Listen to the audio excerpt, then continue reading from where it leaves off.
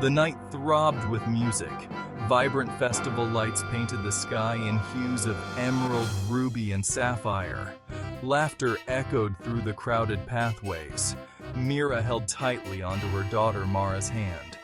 Mara's bright eyes and laughter were Mira's joy. They strolled through the sights and sounds. A giant Ferris wheel dominated the skyline. Below, game booths beckoned with prizes. The aroma of popcorn and cotton candy filled the air. Mara, captivated by balloons, tugged at her mother's hand. "Mama, can I get a balloon? Please, Mama, please." Mira smiled, unable to resist her daughter's eyes. "Of course, darling. Go pick one out." Mara's face lit up as she skipped towards the vendor. Mira watched her daughter, content. But as she glanced back, Mara was gone. Panic clawed at Mira's throat. Her eyes scanned the crowd for Mara's bright red dress. "Mara!" she called out, her voice strained with fear. The festive music mocked her terror. Laughter turned to chilling silence. The celebration swirled around her, oblivious to her panic. She pushed through the crowd, heart pounding. Each unfamiliar face intensified her fear. Desperate, Mira stumbled into dark, deserted streets. A flickering gas lamp illuminated a narrow alley, revealing a sight that sent chills down Mira's spine. There, in the heart of the darkness, stood a solitary, decrepit circus tent. Its faded black canvas, patched with strange symbols, seemed to pulsate with an eerie life of its own. The air around the tent crackled with an unnatural energy. A shiver ran down Mira's spine, a primal instinct warning her to turn back. But the thought of Mara, lost and alone, spurred her forward. She had to keep searching. The entrance to the big top was concealed by a heavy velvet curtain. The air grew colder as Mira approached, the scent of popcorn replaced by the metallic tang of fear.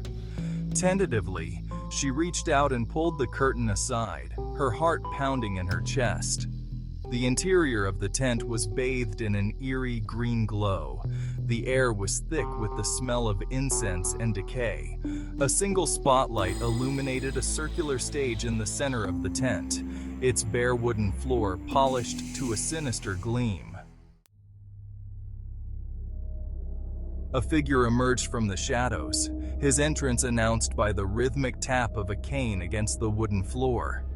He was tall and skeletal, his face hidden behind a mask of polished silver. A single, malevolent emerald eye glittered in the darkness, sending a shiver down Mira's spine. He was dressed in a long black coat that trailed behind him like a funeral shroud. Atop his head sat a tall, pointed hat, its dark fabric adorned with a single, mocking jester's bell. The silver mask glinted in the dim light, reflecting a distorted image of Mira's terror. "Welcome," he rasped, his voice a dry whisper that seemed to cling to the shadows.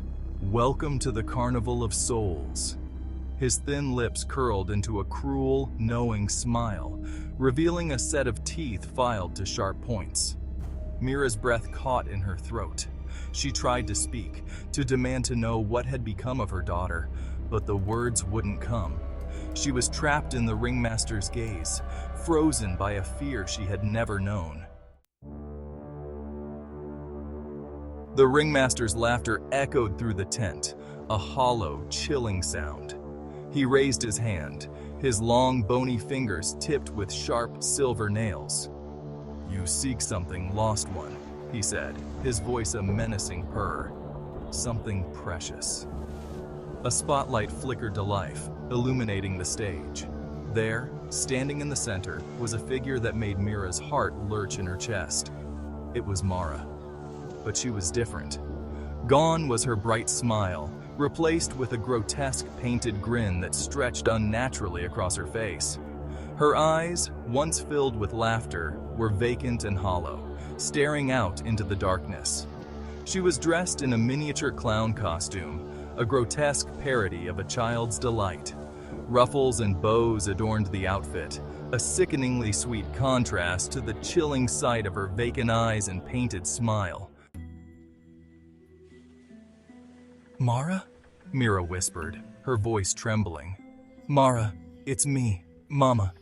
She took a step towards the stage, her heart pounding with a mixture of hope and dread, but the ringmaster raised a hand, barring her way. "Not yet," he hissed, his single emerald eye gleaming with malicious amusement. "The show has just begun." Suddenly the tent was filled with the sound of applause, but the claps were slow, deliberate, and utterly devoid of joy. Mira whirled around to see the audience. Rows upon rows of shadowy figures filled the tent, their faces hidden in the darkness. They were still and silent, their applause the only sign of life. The air grew colder, thick with the weight of unseen eyes and the suffocating silence of the crowd. Mira felt a cold dread creep up her spine, wrapping around her like an icy shroud. Mara moved then, her movements jerky and unnatural, like a marionette controlled by an unseen hand. She stumbled through a series of clumsy cartwheels and pratfalls, her painted smile never faltering. Each movement was a grotesque mockery of childhood innocence, a chilling reminder that Mara was no longer the same little girl. The ringmaster watched with undisguised delight, his laughter echoing through the silent tent, feeding off Mira's terror. The shadowy figures in the audience clapped along, their movements synchronized, their silence deafening. Mira felt a wave of nausea wash over her, the smell of incense and decay growing stronger, suffocating. Her gaze darted around the tent, desperately searching for an escape, but there was none. The exit had vanished, replaced by a wall of impenetrable darkness. The carnival tent was no longer a place of amusement, but a prison. A mother's anguish, a daughter's despair. Mira's heart shattered. Her daughter, her precious Mara, was gone, replaced by this empty shell. Her eyes, once filled with love and warmth, now stared through her, devoid of recognition. The painted smile seemed to mock her pain, a cruel parody of the joy that had once lit up her daughter's face. Mira wanted to scream, to rage against the injustice of it all, but the sound died in her throat. She was trapped, just as surely as Mara was trapped in her own personal nightmare. The carnival, with its sinister ringmaster and silent audience, had become their inescapable reality. A sob escaped Mira's lips, a raw, primal sound of utter despair. Her knees buckled and she sank to the ground, the cold, hard floor offering no comfort. The ringmaster leaned down, his silver mask glinting in the dim light. "Welcome home," he whispered, his voice a cold caress against her ear. "Welcome to your forever." Mira looked up at the stage, at her daughter's vacant eyes and painted grin. A single tear traced a path down her cheek, a silent testament to her grief and despair. She was trapped in this nightmare, a prisoner in a carnival of lost souls. The applause continued, slow and deliberate, echoing through the tent. The shadowy figures remained, their silence a haunting reminder of her isolation. Mira closed her eyes, embracing the darkness. The carnival had claimed them both. The laughter and joy of the festival were nothing but a distant memory, swallowed by the shadows of the Carnival of Souls. Mira and Mara were lost, forever bound to this twisted, terrifying world. The show would go on. The show must go on.